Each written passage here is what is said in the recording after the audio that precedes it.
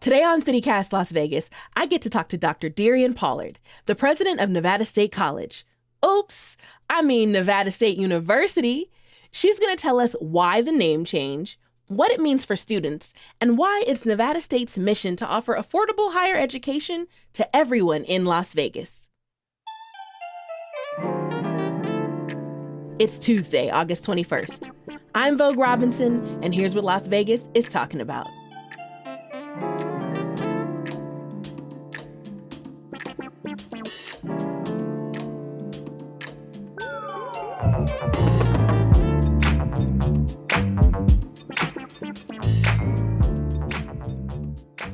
Dr. Darian, welcome to CityCast Las Vegas. How are you?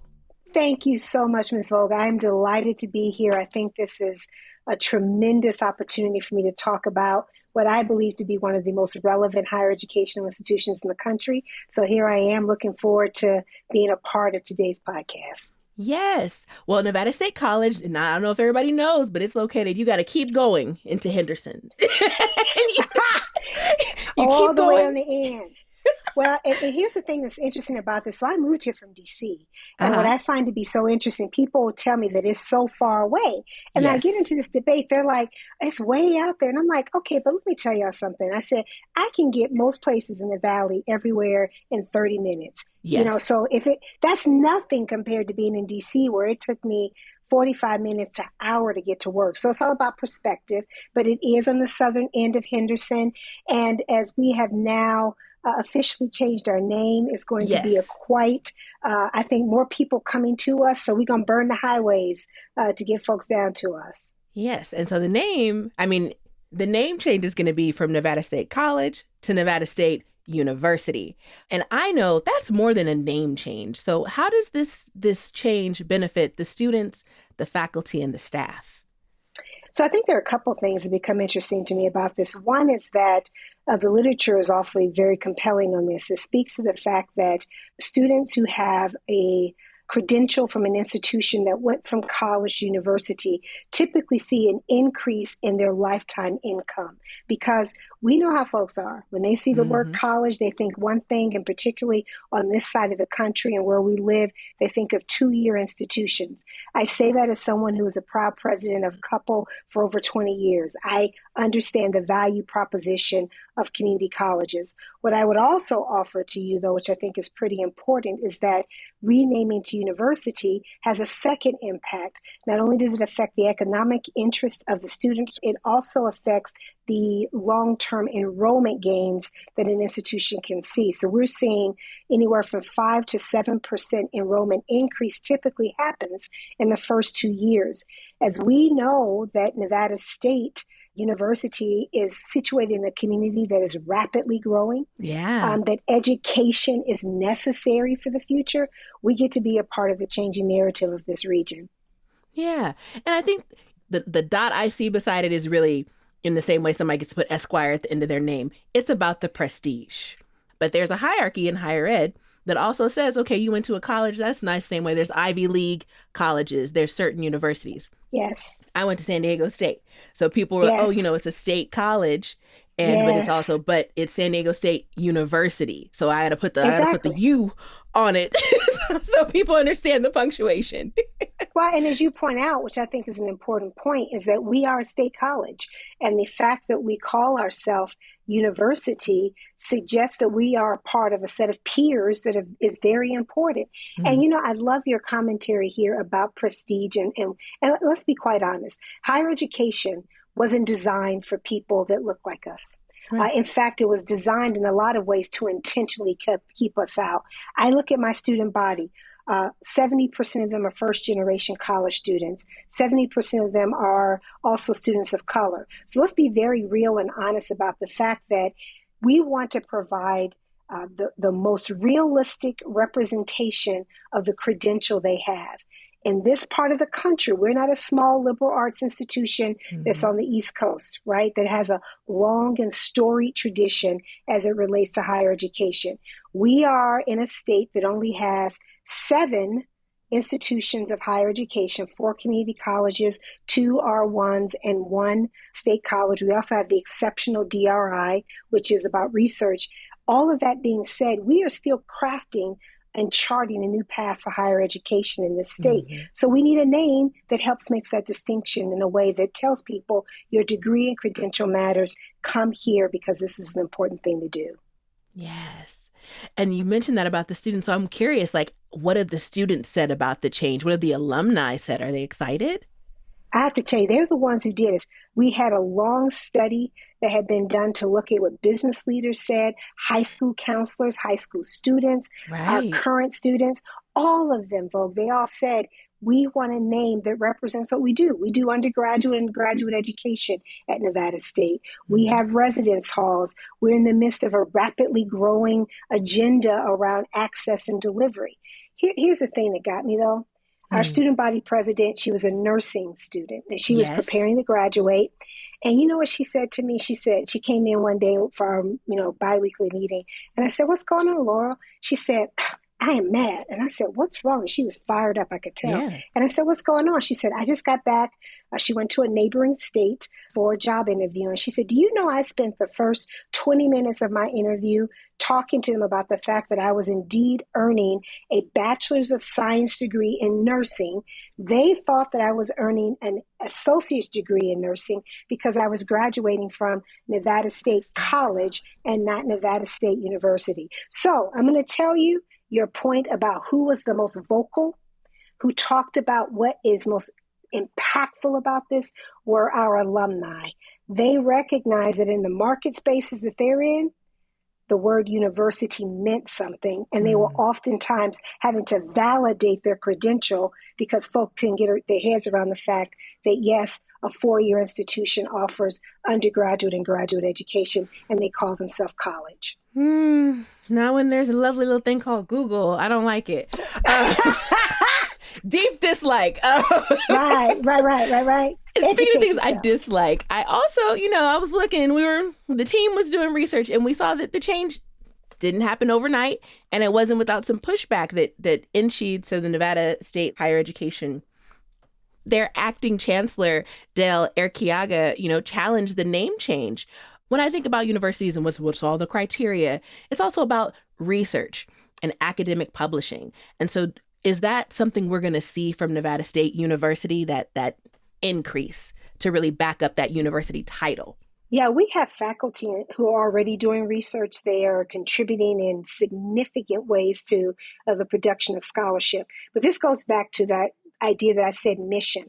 And in higher education, there are many different ways of thinking about what university means, but it goes back to the Carnegie classifications.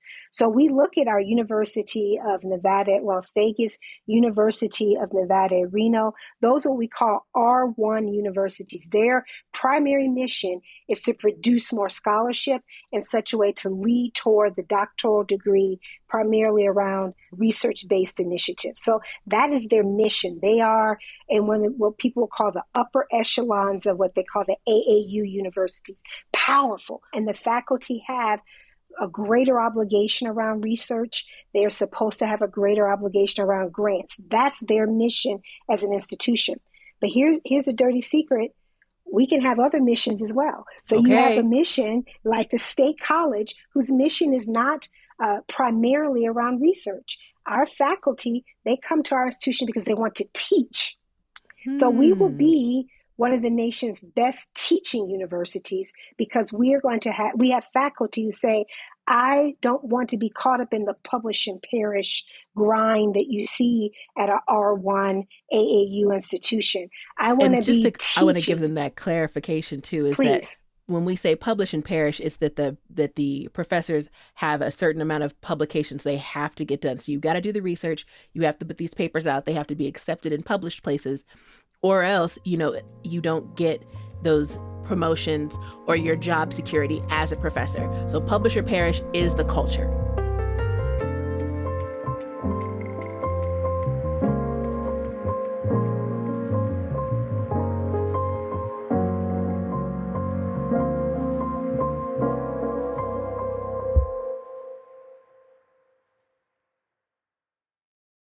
So I love Nevada State College. So we just have to acknowledge I have a very deep bias. I have worked there multiple times to be a presenter. I've Yes. collaborated with the staff. I've written a whole poem for Nevada State College. Yay.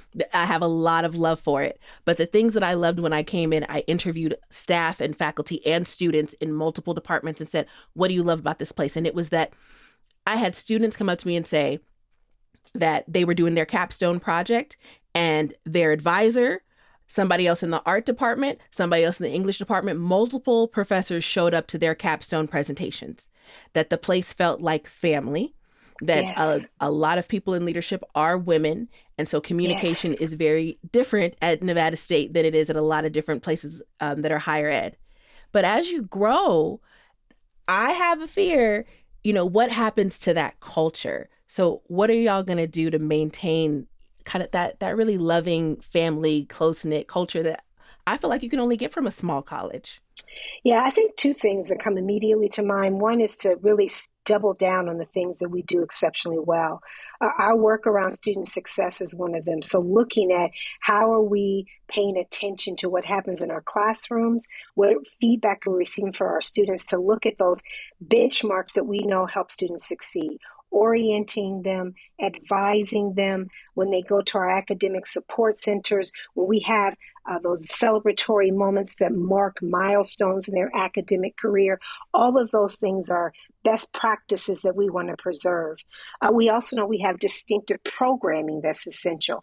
We know that 75% of our students, give or take, are first generation college students, 55%. That's a significant thing for us to think about. Many of us are unhigher-eded. So we have to think about when someone shows up in our space, how we continue to make sure that we meet them where they are. And probably the last thing related to this is that we constantly implement efforts around organizational development to protect that. So I have several folks within the institution from our HR office, which we are in the midst of redesigning. So it's less transactional and more transformational for employees, as well as a whole area that we have that's about culture, planning, and policy, making sure that we protect culture, we plan for that culture, and we align policy to protect that culture. Ooh, that's a plan. I like it. Hey. So, as you're shifting into university status, will tuition increase after the name change?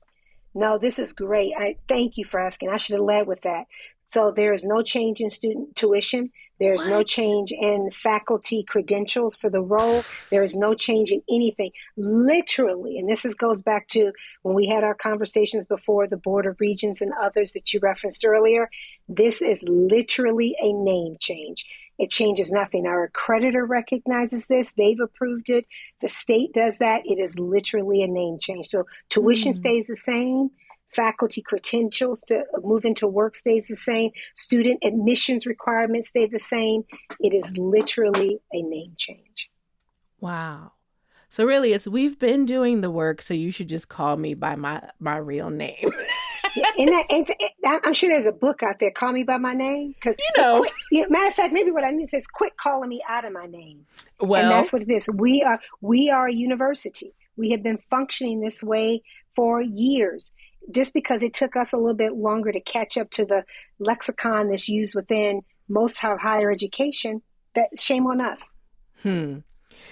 So when I think about the Vegas community, I'm wondering what advice you would give someone who wants to change career paths and is considering going back to school. Because I have family who work in casinos. I met somebody the other day who's been working in a casino for years. She's in her 40s and she's like, I'm ready for a change. But she works those really grueling hours. And also, we also know that college isn't for everyone. So what advice would you give someone who's thinking, I want to make a change and I want to figure out if higher ed, if furthering my education really would make a difference?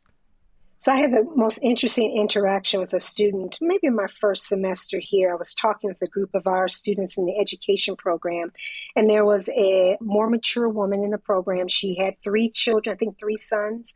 Two were high school students, one was an eighth grader, something like that. And she was enrolled in our education program, becoming a middle school teacher, and was graduating that year. And I said to her, tell me, what was your pathway to Nevada State, and why did you choose to go into education? Here's the answer. She said, I was doing mid-management on the strip at a casino. She said, and when it shut down, I was sent home. And she said, at that point, I made a decision.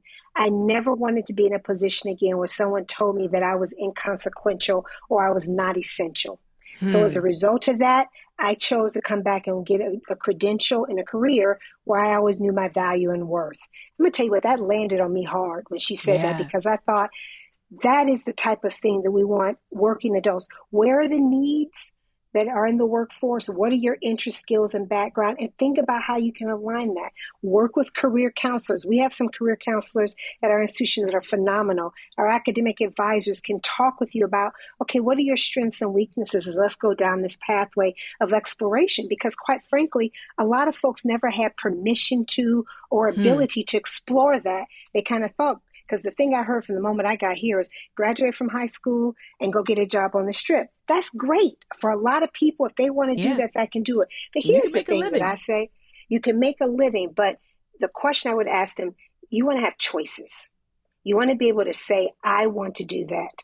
And not to say because I have to do it, because that's the cottage industry of my community, not because that is the only thing that's available. If you want to make that choice and do it and understand all the beautiful parts that come with it and all the stress that comes, that's fine. The part that I resent is when we say that higher education is not needed anymore. College isn't necessary. I get a little worked up when I hear that, because in the back of my mind, are they saying that to the kids in Summerlin as well as the kids in North Las Vegas? Are they saying that to the kids in Henderson as well as to the kids who are living on the West Side? I want us to have that conversation as a community, that we should be having deliberate conversations about how do we ensure the economic vitality of our community. And that doesn't come when we're not saying, oh, some kids can go to college and some can't. If they don't want to, if they want to pursue other pathways, so be it. Very few jobs, though, of the knowledge economy will not require some college. Doesn't mean it has to be a baccalaureate degree, a doctorate, or a master's degree. I'm talking about a certificate. I'm talking about an associate's degree, a baccalaureate degree. Yeah. Everybody ain't going to be a doctor or a lawyer. That's okay. What I do want you to do is to have options about you so that you can start talking about generational wealth. That's what I Yeah. want to talk about, generational wealth. That was the bar, man. So what is the next big thing coming for Nevada State University? I think there are probably three things that are top of mind for me right now. One, as you described, we are going to be celebrating this. And one of the things that has been a part of this renaming has been a whole conversation around athletics, because athletics are important. Athletics are a way of their access to higher education for a lot of people. They build community and school spirit. And the 80% of our graduates in Nevada State stay local. So they want to be able to see their institution represented as well. So we have some students and alumni who've really been talking with me about bringing athletics. So we're going to be doing some assessments this year to figure out if and how we could bring athletics to Nevada State in a way that complements what our peers are doing. Not that it's in competition. How do we do that thoughtfully? I think that's the area that I specialize in doing. The second thing that we are working on deliberately is building out our campus. We have approximately 250 acres of land that we're going to be moving into some public-private partnerships around. So that's exciting to see. We need more facilities. And if there's a way to put our need with 4 facilities and combine that with some economic development opportunities, I think that could be quite exciting. And then the third thing, which I think is typical of all institutions, we're continuing to celebrate student success. We had over 1,000 students graduate last year. Yes. So we're expecting more large classes. How do we continue to add value to their experience when they come here? So we have our First and Fierce program, which is launching this year. We had a donor come to us and say, I believe that Nevada State is the next best thing in higher education in the state. I want to give you some money for it. And I said, you know what, let's do this. And I'm quite excited about where we are right now. So those are 3 things. And going to something you said, Vogue, August 30th. 5:30 p.m. Please join us on our campus. We are going to be celebrating the renaming, and I promise you some fireworks as well. Okay, look, in the middle of the desert. It's going to be That's so right. awesome. I Oh, Dr. agree. Pollard, thank you so much for being on CityCast Las Vegas. Congratulations on this new shift because it means something different for your career too, and for the faculty, the staff, the students. I'm so excited. Congratulations. Thank you for Thank being on you. CityCast Las Vegas. Thank you.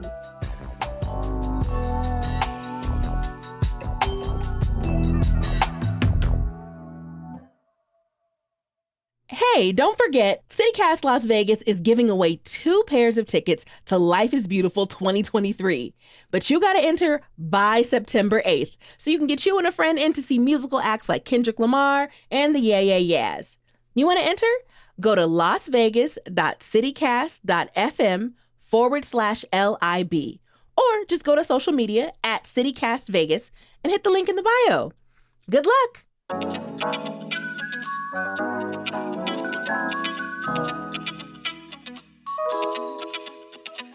That's all for today here on CityCast Las Vegas. If you enjoyed the show, go ahead and give us 5 stars wherever you listen to this episode. We'll be back tomorrow morning with more news from around the city. Take care.